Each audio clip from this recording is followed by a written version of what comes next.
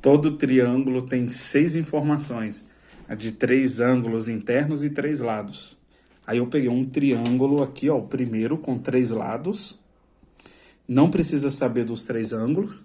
No outro também eu peguei as mesmas informações, de 3 lados.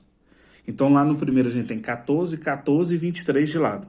No segundo, 14, 14 e 23. Então será que, tendo essas informações, o primeiro triângulo vai ser idêntico ao segundo? A gente consegue estabelecer então aqui 3 lados e 3 lados.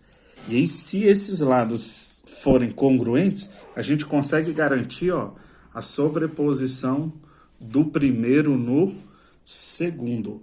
Então, esse é o primeiro critério de congruência de triângulos. Então, basta saber 3 lados, que a gente vai conseguir afirmar que os 2 triângulos são congruentes. Então, um sobrepõe ao outro, porque os 3 lados são o quê? Congruentes.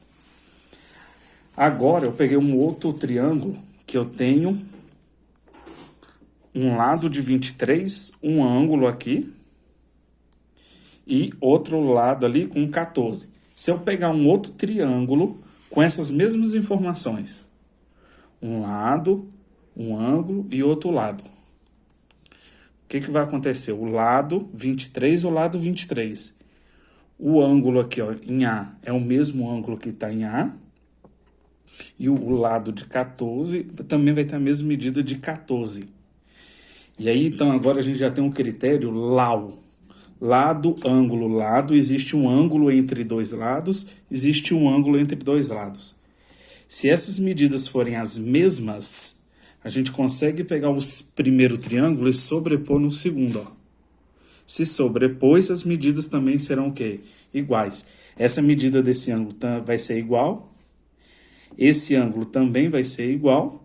Esse lado aqui também vai ser igual. Então, não precisa saber todas as informações para falar que um triângulo é congruente ao outro. Então, esse é o segundo critério de congruência, LAU. O terceiro critério de congruência é o ALA. Que aí agora, ó, a gente vai estar trabalhando com um ângulo, um lado e outro ângulo. Um ângulo, um lado e outro ângulo. Então, tem um ângulo vermelho, um lado de 23 e um ângulo ali em rosa. Se eu pegar essas mesmas informações agora no segundo, um ângulo vermelho, o lado de 23 e o outro ângulo rosa. O que acontece? Então, vai ter um ângulo, um lado e um ângulo. Existe um lado no meio de 2 ângulos. Então, se eu tiver essas informações e pegar o primeiro triângulo e colocar em cima do outro, ó, se sobrepõe também.